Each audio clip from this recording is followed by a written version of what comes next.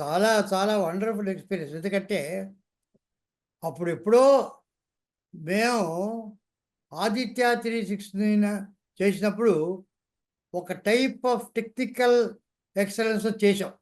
అప్పుడు మాకున్నటువంటి దీంట్లో ఇంత టెక్నికల్ అడ్వాన్స్మెంట్ ఉంటుందని మాకు అప్పుడు తెలియదు. Okay sir. కానీ ఇప్పుడు ఇంత వచ్చిన తర్వాత మిగతా సినిమాలతో కంపేర్ చేసుకుంటే అరే అరే ఇప్పుడు తీసుంటే బాగుండే అని అనిపించిన క్షణాలు ఉన్నాయి. So sir. అలాంటప్పుడు ఉన్నట్టుండి సార్. నిర్మాత శివలింగ కృష్ణప్రసాద్ గారు దీన్ని కంప్లీట్గా అప్గ్రేడ్ చేసి కాంటెంపరీ టెక్నాలజీకి ఈక్వల్గా మళ్ళీ చేసి దాన్ని మళ్ళీ రీరిలీజ్ చేస్తానంటే దీనిని చూడాలని ఆసక్తి ఉన్న మిగతా వాళ్ళందరూ రావచ్చండి. నాలాంటి వాళ్ళకే చూడాలని అనిపిస్తుంది అంటే ఈ టెక్నాలజీతో. So that's very very very thrilling experience. చాలా బాగుంది, ఇంట్రెస్టింగ్గా ఉంది.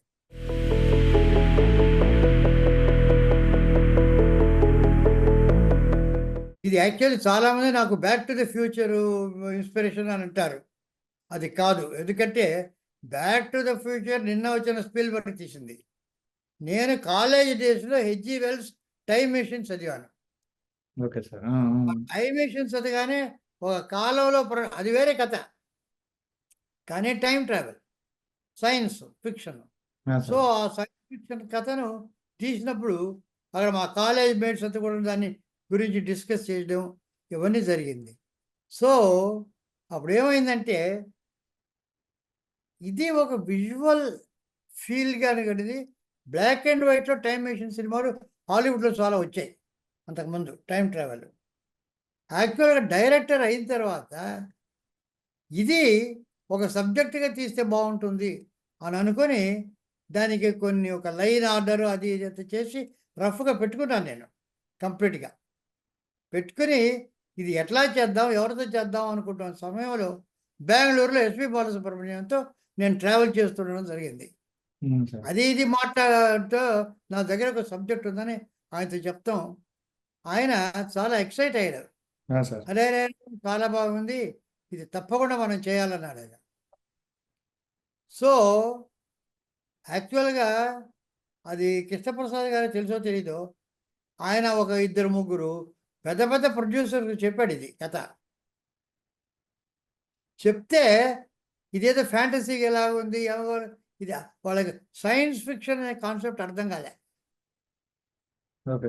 అదేదో ఉంది, ఇది ఎట్లా అవుతుంది, యమగోళలాగా ఉంటుందా అలాగా అనుకున్నారే కానీ ఎస్పి బాలసుబ్రహ్మణ్యంకి చాలా నమ్మకం. అట్లా కాదండి, ఇది మనమే ఒక సపోర్ట్ చేసి మన గ్రూపులోనే కనుక తీస్తే బాగుంటుంది కృష్ణప్రసాద్ గారు చేయడం. కానీ కృష్ణప్రసాద్ గారి పెక్కి గొప్పతనం ఏమిటంటే అంతంత పెద్దవాళ్ళు ఇదేమిటిని సందేహిస్తున్న సమయంలో ఇందులో ఏదో ఒకటి ఉంది అనేటువంటి ఫీలింగ్ ఆయనకు వచ్చింది. యాక్చువల్గా ఆయనకు కూడా సైన్స్ ఫిక్షన్ అనేటువంటి జానర్ తెలీదు, కానీ ఒక హంచ్, ఇది మామూలు ఫ్యాంటసీ కాదు, మామూలు చరిత్ర కాదు, ఇది ఏదో ఉంది అని చెప్పి ఆయన ఒక గుడ్డి నమ్మకంతో దూకాడు ఇందులో. అంటే ముందు వెనక చూసుకోకుండా, అంటే ఇది మనకి చేయగలమా, చేయడానికి ఎంత ఉంది అని చెప్పి ఏమైనా కూడాను ఎలా చేస్తామో మాకు తెలీదు. అంటే స్విమ్మింగ్ ఎలా నేర్చుకొని అని పుస్తకం చదువుతూ స్విమ్మింగ్ నేర్చుకోవడం కాదు, ముందర నీళ్ళలో దూకడం, తర్వాత స్విమ్మింగ్ నేర్చుకోవడం. అలా చేశాడు కృష్ణప్రసాద్ గారు. క్రెడిట్ అంతా కృష్ణప్రసాద్ గారిదే, ఆ గట్ ఫీలింగ్స్ రావడం. సో వాళ్ళు చేసి అది చెప్తే ఆయన చేద్దామన్నారు. అప్పుడు నేను చెప్పాను ఆయనతో, కృష్ణప్రసాద్తో స్టోరీ అతడు. ఇప్పుడు దీనికి క్యాస్టింగ్ ఏమిటంటే, నాకు లైన్లోనే నాకు ఆల్రెడీ స్క్రిప్ట్ ఒకటి ఉంది. ఒక ఈరోజు కాలం, ఒక సైంటిస్టు ఒక టైం ట్రావెల్ మెషిన్ కనిపెడతాడు, అందులో బ్యాక్ వెళ్తారు. టైం ట్రావెల్ అనేది కదా, బ్యాక్ వెళ్తారు, ఫ్యూచర్కి వెళ్తారు. బ్యాక్ వెళ్తే చరిత్రకు సంబంధించి మనకు తెలిసిందిగా ఉండాలి. లేకపోతే మరి పురాణాల్లోకి త్రేతాయుగంలోకి వెళ్ళడం కాదు, మహాభారతంలోకి. అది నాకు మైండ్లో రాలేదు. నాకంటే నాకు మొట్టమొదట మైండ్లో వచ్చింది ఏంటంటే ఇండియన్ ఇండిపెండెన్స్ డే రోజు వెళ్ళాలని. గాంధీ గారు అదే వెళ్ళి జెండా ఎగరేయడం, అంతకుముందు గాంధీ గారిని షూట్ చేయడం అక్కడ. కానీ అది ఇన్సిడెంట్ చేస్తాం, ఒక డాక్యుమెంటరీలాగా అక్కడికి వెళ్ళి ఉంటాడు. ఇందులో ఏమి ఇన్వాల్వ్ అవుతాడు హీరో? కథలో ఇన్వాల్వ్ కాడు వాటిల్లో, ఎక్కడికి వెళ్ళినా. అలాగ చూస్తే నాకు రెండే రెండు చరిత్రకు సంబంధించిన ఘట్టాలు దొరికాయి ఎంటర్టైనింగ్గా. ఒకటి రాయలవారు భువన విజయం, రెండవది అక్బర్. అక్బర్ కాలంలో బీర్బల్, తాన్సేన్, అనార్కలి, సలీం వీళ్ళందరూ ఉన్నారు. కృష్ణదేవరాయల కాలంలో తిమ్మరుసు, తెనాలి రామకృష్ణుడు, అష్టదిగ్గజాలు, వీటి కథలు మనకు ఫోక్లోర్స్ అవన్నీ ఉన్నాయి. కాకపోతే ఆ అక్బరు బీర్బలు అవి ఆల్రెడీ చేశారు వాళ్ళు, నాకు అంత నచ్చలే. ఇందులో కనుక అయితే తెనాలి రామకృష్ణ ఉన్నాడు, అవి బ్యాక్ వెళ్ళి అవన్నీ చేయొచ్చు అనేటువంటి ఒక ఐడియా వచ్చింది. పైగా ఆల్రెడీ రామారావు గారు శ్రీకృష్ణదేవరాయల పాత్ర వేశాడు. తిమ్మరుసు నేను పనిచేసా, నేను స్క్రిప్ట్ కూడా ఒక వర్షన్ రాశా పింగళి నాగేంద్రరావు గారికి. ఆ రోజుల్లో నాగేంద్రరావు గారు నా చేత ఒక్కొక్క స్క్రిప్ట్ ఫస్ట్ వర్షన్ రాయించేవారు. సో తిమ్మరుసు స్క్రిప్ట్లో నేను బాగా ఇన్వాల్వ్ అయ్యాను. కృష్ణదేవరాయల పాత్ర నాకు చాలా ఇష్టం, అది ఎన్నుకున్నాం, అది చేసాం. సో అది ఎవరు వెయ్యాలి అనుకున్నప్పుడు అప్పుడు ఒకే ఒక వ్యక్తి అలాగ రాణించాలంటే ఆ రోజు రామారావు గారు వేసిన పాత్ర మళ్ళీ ఈ రోజుకి బాలకృష్ణ గారు వేస్తేనే సరే అని చెప్పి వారిని సంప్రదించడం, అక్కడి నుంచి ఆయనకి చెప్పడం, చెప్పిన మరుక్షణం బ్రహ్మాండమైన ఫీల్ అయ్యారు. ఆయన ఇమ్మీడియట్గా సూపర్ బోల్ చేసేద్దాం. ఆయనే కొన్ని కిరీటం ఎలా ఉండాలి, అది ఎలా ఉండాలి, ఈ రకంగా ఉండాలి, నాన్నగారు ఎలా చేశారు, ఇవన్నీ టకటకటక ఆయన దగ్గర నుంచి వెంటనే ఒక ప్రవాహంలాగా ఒక స్పాంటేనియస్ వచ్చింది. మనం ఎలా చేయాలని డిగ్నిఫైడ్గా ఆయన చెప్పి ఆయన ఇన్వాల్వ్ అయిపోయాడు. అప్పటి స్కెచెస్ గిచ్చెస్ ఎట్లా ఉండాలి అని చాలా మాట్లాడాడు. కానీ దీంతో పాటు భవిష్యత్తు నాకు చాలా ఇంపార్టెంట్. కృష్ణదేవరాయల పాత్ర అందరికీ తెలిసిందే, ఆ కథ అందరికీ తెలిసిందే. భవిష్యత్తులో కంటే ఏ రకంగా ఉంటుంది అనేది అది అది పూర్తి ఊహ ఆలోచన. అప్పుడు అమెరికన్ లైబ్రరీకి వెళ్ళా. అక్కడ ఫ్యూచరాలజీ అని ఒక కంప్లీట్ సెక్షన్ ఉంది. ఆ ఫ్యూచరాలజీ చదివితే అది చాలా పెద్ద సబ్జెక్ట్ అది. అంటే ఈవేళ ఒక చోట ఒక ఏరియాలో ఒక యూనివర్సిటీ ఒక కాలేజీ కట్టాలనుకోండి, 50-75 సంవత్సరాల తర్వాత ఆ ఏరియా ఎలాగ ఉంటుంది అనేటటువంటిది అంచనా వేయడం స్టాటిస్టిక్స్తో, అది ఫ్యూచరాలజీ. సో ఎన్నెన్ని రోడ్లు వస్తాయి, ఎంతమంది పాపులేషన్ పెరుగుతారు, ఎన్నెన్ని అంగళ్ళు వస్తాయి, జనానికి ఎట్లా ఉంటుంది, ఇవన్నీ టౌన్ ప్లానింగ్. ఇప్పుడు ఏదో ఒకటి సిటీ ఏదైనా కట్టాలనుకుంటే, క్యాపిటల్ ఏదైనా కట్టాలనుకుంటే 70-100 సంవత్సరాలు అయిన తర్వాత ఎలా ఉండాలనేది అంచనా వేయాలి. అది అసలు మెయిన్ ఫ్యూచరాలజీ. కానీ నాకు కావాల్సింది కట్టుకథలు ఫ్యూచరాలజీలో ఎవరెవరు చేస్తారని. అది నేనే ఇమాజిన్ చేసుకొని ఎవరో మైండ్లో ఏదైనా చేస్తుంటే వాయిస్లో వస్తుందని, ఇటువంటివన్నీ కూడాను మేమంతా ఊహించుకొని తమాషాగా నేను జంధ్యాల కూర్చొని అవన్నీ అనుకున్నాం. చక్కటి మాటలు, మన మనసులో ఏదనుకుంటే అది నోట్ల నుంచి వచ్చేస్తుంది మాటగా. కాస్త ఆలోచించవద్దు అంటే ఆలోచించకుండా ఎలాగ ఉన్నానండి అని ఆయనకి. ఇటువంటివన్నీ కూడా మేము అల్లుకొని ఫ్యూచర్ అంతా బాగా ఎంజాయ్ చేస్తూ రాసుకున్నాం.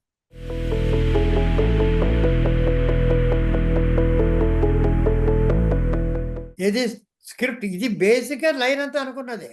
ఆ తర్వాత వచ్చిన తర్వాత మామూలు ఒక 2 వారాలు నేను జంధ్యాల కూర్చొని డిస్కస్ చేసాం. శివలింగ ప్రసాద్ గారు అప్పుడు కంప్లీట్గా ఆయన ఇన్వాల్వ్ అయ్యాడు, చూస్తూ ఉండేవాడు. కానీ ఎసెన్షియల్గా నాకు తెలిసి మా ఇంట్లో చాలా సిట్టింగ్స్ జరిగాయి. పామ్ గ్రోవ్ హోటల్లో కొంత జరిగింది, అట్లా ఒక 15 రోజుల్లో సీన్కి లేఅవుట్ వేసేసాం.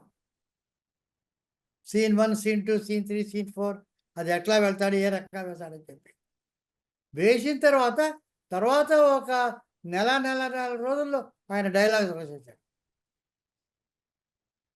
ఆయన పాంబూర్ హోటల్లో ఎక్కడో కూర్చొని కంప్లీట్గా డైలాగ్స్ రాసేసాడు. ఆయన రాసి ఒక వినిపించడం, అందరికీ వినిపించడం. బాలసుబ్రహ్మణ్యం గారు వచ్చారు, అంతా విన్నాం, చాలా చాలా ఆలోచించాం. ఇవన్నీ కాదు, ఇన్నోవేట్ చేశాడు.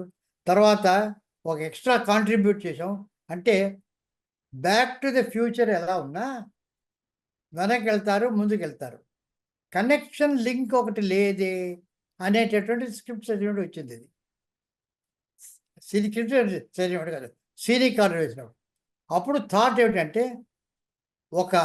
ఈ కాలంలో మ్యూజియంలో ఒక వజ్రం ఒకటి ఉంటే అది రాయలవారి కాలంలో వజ్రం అని, దానికి ఒక దొంగతనం ఏర్పడుతుంది, అది ఇప్పుడు ఉండే వజ్రానికి ఈ వజ్రమే భవిష్యత్తులో ఎలా రేస్ ఇన్విజిబుల్ రేస్ అవి ప్రసరించి దాన్ని ఎలా చేస్తుంది, ఈ రకంగా ఒక వజ్రాన్ని పెట్టుకొని దాంతో లింక్ చేసాం. మూడు ఎపిసోడ్స్, లేకుంటే లింక్ లేదు అక్కడికి. సో ఇది భవిష్యత్తు, వర్తమానం, తర్వాత పాత కాలం, భూతకాలం, భూత భవిష్యత్ వర్తమాన కాలాలు అలా చేసాం. ఆ వజ్రం ఒకటి యాడ్ అయింది, దాంతో ఆయన స్క్రిప్ట్ రాసేసాడు.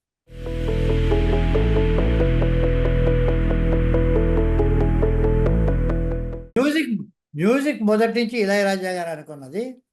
ఆ రోజు వెళ్ళి అని చెప్పాము. ఆయన చాలా చాలా సంతోషించాడు.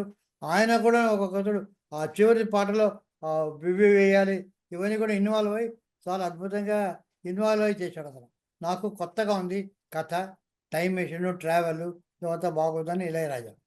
కానీ కెమెరామెన్ విషయంలో మాత్రం అది దైవ నిర్ణయం. ఎందుకంటే మొట్టమొదట పిసి శ్రీరామ్ గారు అనుకున్నది. ఆయన వచ్చాడు, ఆయన చాలా చాలా అద్భుతమైనటువంటి చేశాడు. ఫస్ట్ షెడ్యూల్ కృష్ణకుమార్గా ఉండేటువంటి ప్రీ కృష్ణదేవరాయల షెడ్యూల్ అంతా ఆయన చేసేటప్పుడు సడన్గా సమ్ అల్సర్ ఏదో వచ్చి చాలా సీరియస్గా జబ్బు చేసింది ఆయనకు. సో అతను చేయలేకపోయాడు. వాళ్ళ మదరు అసలు ఎవరిని, మేము ఊరికి చూడడానికి వెళ్ళాలన్నా ఆవిడ అలౌ చేయలేము మమ్మల్ని, ఎందుకంటే మళ్ళా షూటింగ్కి పిలుస్తారేమో మమ్మల్ని. అతన్ని రెస్ట్ తీసుకుంటున్నాడు, అతను రాడు, లేకపోతే మేము పిలవడానికి వెళ్ళామా, మేము చూడమంటే వద్దు అనేసింది. మేము చూడలేదు. స్పీచ్ చెప్పాడు పాపం, నేను రాలేను, ఎవరైనా పెట్టుకోండి. సో కరెక్ట్గా అదంతా పిసి శ్రీరామ్ చేయడు. అక్కడి నుంచి ఒక 2 మాసాలు రాయలవారి సెట్టు, ఆ హాలు అవన్నీ చేయాలి. దానికి అలాట్ చేసాం కృష్ణదేవరాయలు. కరెక్ట్గా అదృష్టవశాత్తు విఎస్ఆర్ స్వామి గారు ఆ డేట్స్ ఆయన ఖాళీ. అంతకుముందు ఏదో పిక్చర్ అయింది, నెక్స్ట్ పిక్చర్ ఎప్పుడో స్టార్ట్ అవుతుంది, కరెక్ట్గా 2 మాసాలు వెంటనే ఒప్పుకున్నాడు. సో అవంతా విఎస్ఆర్ స్వామి గారు చేశారు టోటల్గా అక్కడ. సో ఆ లైటింగ్ కూడా ఆ కాలపు విఎస్ఆర్ స్వామి గారు చేసిన పద్ధతిలో, ఇది పిసి శ్రీరామ్ చేసే పద్ధతిలో వచ్చింది. కానీ విఎస్ఆర్ స్వామి గారిది కాగానే ఆయన అక్కడికి వెళ్ళాల్సి వచ్చింది, కాల్ షీట్స్ అయిపోయింది. సో అప్పుడు కబీర్లాల్ ఆల్రెడీ కొన్ని ట్రిక్స్ అవి చేశాడు కనుక భవిష్యత్ అంతా కబీర్లాల్ చేశాడు. సో ఇది ప్యూర్లీ దైవనే, అది అదృష్టం మాది కాదు. ఈ కెమెరామెన్ మాత్రం 3 కెమెరామెన్ దీనికి ఇలా ఉండాలా, ఒక్కొక్క ఏజ్కి తగ్గట్టు, ఆ లైటింగ్కి తగ్గట్టు ఒక్కొక్క కెమెరామెన్ ఉండాలా అని ఏదో ఒక అతీత శక్తి ఒకటి నిర్ణయించింది. దాని ప్రకారం ఏం చేశాం.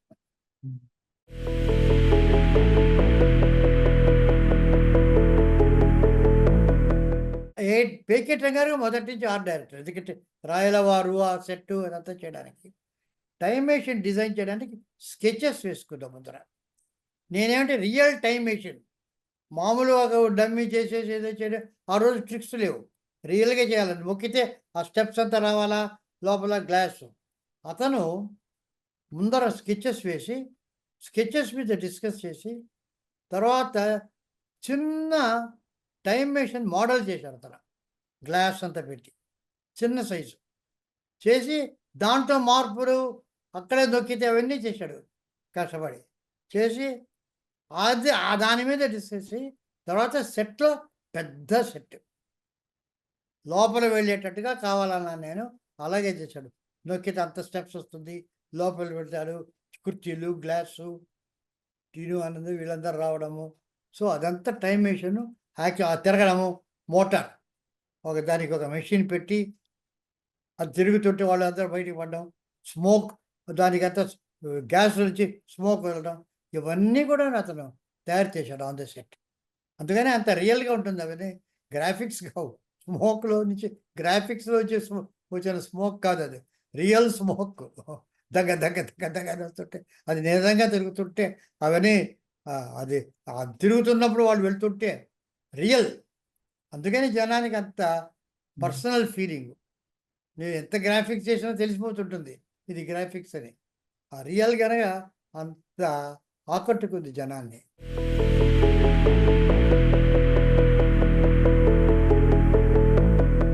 యాక్చువల్గా అంటే కేర్ అంటే బాలకృష్ణ గారు ఉన్నారు. మాకు ఈ సబ్జెక్ట్లో ముఖ్యమైనది ఏంటంటే టైం కావాలి. ఇక్కడ నాకు చెప్పారు చాలామందిని కృష్ణప్రసాద్ గారు ఇవన్నీ యాక్చువల్గా తీసుకున్నది ఆర్టిస్టు సంప్రదించడం. ముఖ్యంగా నాకు విజయశాంతి గారిని ఎప్పుడు మీట్ కాలేదు. యాక్చువల్గా నేను ఏ రోజు ఆమెతో దీని గురించి సంప్రదించలే, నాకు దాని గురించి తెలియదు. అది ఆయన పాటికి ఆయన వాళ్ళు బాలకృష్ణ గారు అంత అనుకొని విజయశాంతి గారు ఉంటే బాగుంటుంది. ఆమె చాలా ఎక్సైట్ అయింది పాపం, తప్పకుండా చేయాలని. కానీ టైము, కాల్ షీట్స్ వాటి మీద ఉంది. ఇక్కడ ఒక 10 రోజుల తర్వాత నాకేమిటంటే ఈ పర్టికులర్ సబ్జెక్టు భవిష్యత్తులో రావాలి, అవుతా టైము ఆర్టిస్టు వాళ్ళ వాల్యూ, వాళ్ళ పర్ఫార్మెన్సు ఎంత ముఖ్యమైనా ఈ పర్టికులర్ సబ్జెక్ట్కి టైం అనేటువంటిది మోర్ ఇంపార్టెంట్. వాళ్ళు అవైలబుల్గా ఉండడం మాకు ఈ subject more important.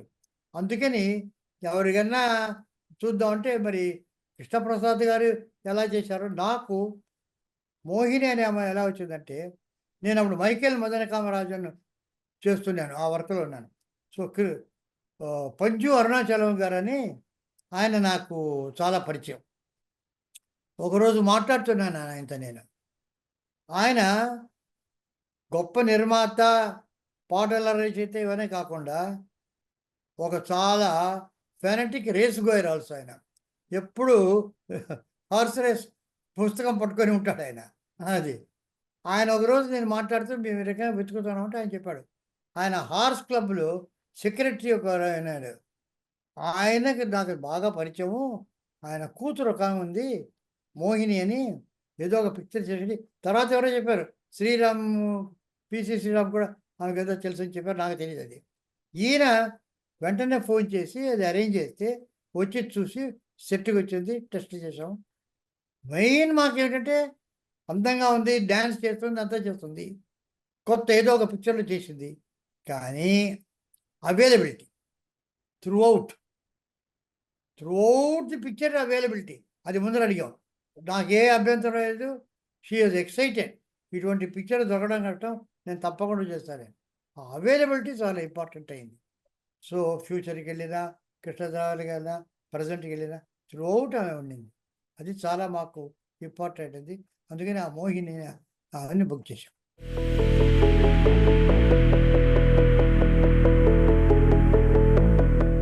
Amrish puri ఏమిటంటే మాకు ఒక రకమైనటువంటి పెక్యూలియర్ ఫోక్లోరిష్ విలన్ కావాలి. అందులో మిస్టర్ ఇండియా అటువంటి మొగ్గాంబో అని ఇవన్నీ చేస్తూ, అంటే పిల్లలకు జనరల్గా అది వాళ్ళు ఎంజాయ్ చేస్తూ అలాంటి ఒక విలను, రెగ్యులర్గా చాలా భయపడే విలన్ కాదు, అతను చూస్తే ఒక ఎంటర్టైన్మెంట్ వచ్చే విలను. అది నాకు అమరీష్ పూరిలో కనిపించింది. అతన్ని పిలిపించి అదే అందుకనే అతను వచ్చినప్పుడల్లా వాయిలెన్స్ వాయించడం, అతనికి ఒక పెక్యూలియర్ అన్ని రకరకాల క్యూరియస్ పెట్టడం, ఇటువంటివన్నీ కూడాను. గన్ ఎత్తినప్పుడు అందరూ వాయిలెన్ వాయిస్తుంటారు, ఏదేదో క్యూరియస్ అవన్నీ వజ్రాలు ఎక్కడున్నా, ఒక తంబూర ఉన్నా, ఒక వీణ ఉన్నా సేకరించడం, ఇటువంటి ఫన్నీ లుక్ ఉండింది. సో ఈ బుక్ అమరీష్ పూరి గారు ఎంజాయబుల్.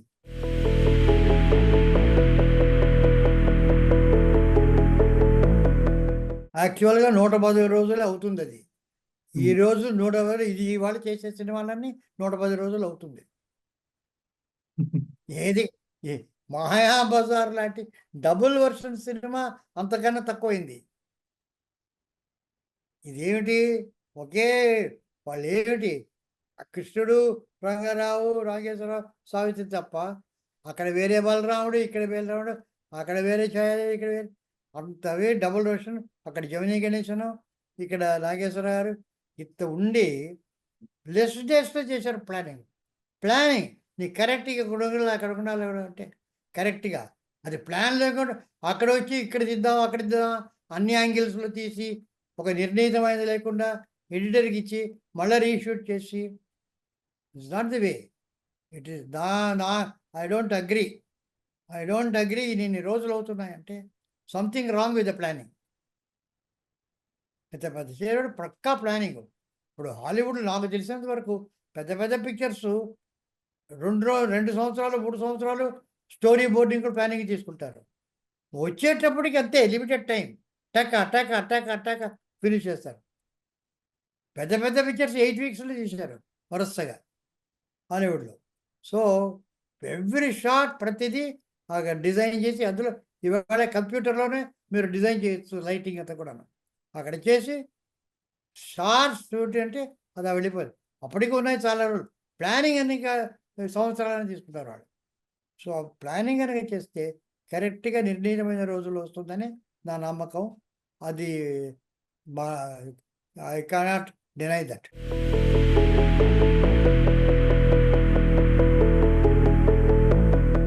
కృష్ణదేవరాయలు అనుకున్న తర్వాత ఒక బాలకృష్ణ గారు తప్ప ఇంకేం లేదు. కృష్ణదేవరాయలు అనుకున్న తర్వాత వెంటనే ఆయన, ఎందుకంటే వాళ్ళ నాన్నగారు చేశారు, వాళ్ళు చేశారు బాగా. కృష్ణ ఇంకెవరు ఉన్నారు ఇప్పుడు ఆలోచించిన ఇవాళ కూడా నాకు దొరకడం లేదు. So that is the thing. Balakrishna గారికి వెళ్ళడం, ఒకసారి అపాయింట్మెంట్ ఫిక్స్ చేయడం, రాయడం. సో ఆయనే కరెక్ట్ ఇవాళ. కానీ ఇప్పటికి వరకు నాకు ఆ రీప్లేస్మెంట్ లేదు బాలకృష్ణ గారికి కృష్ణదేవరాయలకు.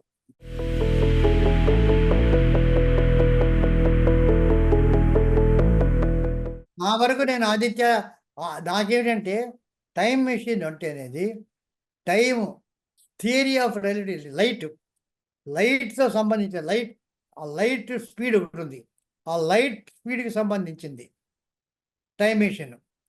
కాళేశ్వరం కృష్ణప్రసాద్ వాళ్ళు వెళ్ళి ఏదైనా రకరకాల అనుకుని ఉండొచ్చు, కానీ నా వరకు లైట్కు టైం ట్రావెల్కు సంబంధం ఉంది. లైట్ 186,000 మైళ్ళు ఒక సెకండ్కు 1000 మైళ్ళు ట్రావెల్ చేస్తుంది. సో దానికి ట్రావెల్ చేస్తేనే టైం ట్రావెల్ సాధ్యమవుతుంది. ఆ టైం ట్రావెల్కు లైట్ ట్రావెల్కు సంబంధం ఉంది.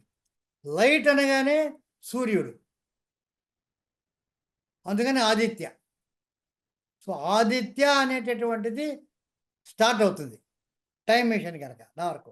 కాకపోతే 369 అనేటటువంటిది తర్వాత పెట్టింది. అది ఏ రకం ఉంది 333 ఏదో. ఎందుకంటే పుట్టి ఆదిత్య అంటే అది ఒక హీరో నేమ్ కావచ్చు, ఒక మెషిన్ టైం మెషిన్కి పేరు పెట్టాలంటే. సో అప్పుడు నాకు ఇది బోయింగ్ జ్ఞాపకం ఉంది. బోయింగ్ అంటే సరిపోతుంది కాదు, బోయింగ్ 737 అని పెడతారు. ఈ 737 ఏమిటి, అది వచ్చినప్పుడే మనకు ఒక ఎయిర్ క్రాఫ్ట్ అని ఒక ఫీలింగ్ వస్తుంది. లేకపోతే మామూలుగా బోయింగ్ ఏదో కంపెనీ. సో ఏదైనా వస్తే ఆ అటాచ్మెంట్ వచ్చినప్పుడే మీకు నంబర్ ప్లేట్ వచ్చినప్పుడే దానికి వస్తుంది. సో 369 అని 35 రకరకాలుగా 9, మొత్తం మీద 369 ఉంటే బాగుంటుంది. న్యూమరాలికల్గా 9 బాగుంటుంది. 3, 6, 9, 9, 18, 9 ఇట్లాగా అసెండింగ్ ఆర్డరు పైకి వెళ్ళేటటువంటి పద్ధతి. 963 చేయొచ్చు, 639 చేయొచ్చు, కానీ 369 ఆదిత్య 369 అని నిర్ణయించాం. అందరూ అది 369 మాత్రం ఒక సభ వేసి అందరు కూర్చొని ఏది బాగుంటుందని చెప్పాం.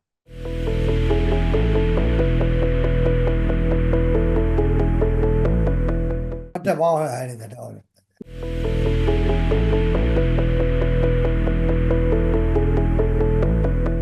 హిందీ మేక్ అడగమని కాదు, అమరీష్ పూరి ఎవరో హిందీలో చేస్తున్నారు ఒక పిక్చరు. అమరీష్ పూరి ఇక్కడ యాక్ట్ చేశాడు. రషస్ చూడడానికి వచ్చాడు.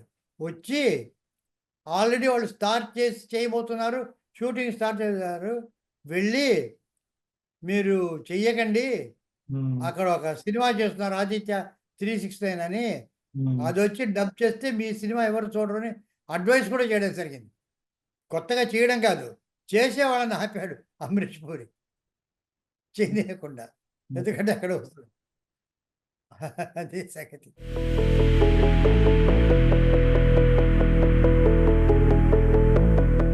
అది అంటే పాపం మేము స్క్రిప్ట్ చేసి బాలకృష్ణ గారికి చాలా చాలా ఎంతూజియాజం. ఏ రోజైనా ఇది చేసి తీరాలి. సో ఆ రకంగా మేము చేసాం. నేను ఒక లైక్ చెప్పి కంప్లీట్‌గా స్క్రిప్ట్ కూడా రాసా. టోటల్‌గా స్క్రిప్ట్ తయారు చేశాను కంప్లీట్‌గా. ఆయన చాలా ఎక్సైటెడ్. ఇవాల్టికి కూడా అది ఆయన్ని మొట్టమొదటి వాళ్ళ అబ్బాయిని ఇంట్రడ్యూస్ ఫిల్మ్‌గా అనుకున్నారు కూడా. దీన్ని ఎలాగైనా చేయాలని చెప్పి అనౌన్స్ కూడా చేసి అంతా చేశారు. డిస్కస్ చేశాము. కానీ ఆయనకి ఇంకా ఉంది. ఎప్పుడన్నా ఉన్నప్పుడు ఏ రోజైనా అది మనం చేద్దాం అని అంటున్నారు. సరే ఎప్పుడుదవుతుందో ఏమవుతో అది దైవ నిర్ణయం. కృష్ణ ఆదిత్య తీసిన అలా దైవ నిర్ణయం. ఇది కూడా సీక్వెల్ కూడా అదే దైవ నిర్ణయం. ఎప్పుడైతే అప్పుడు.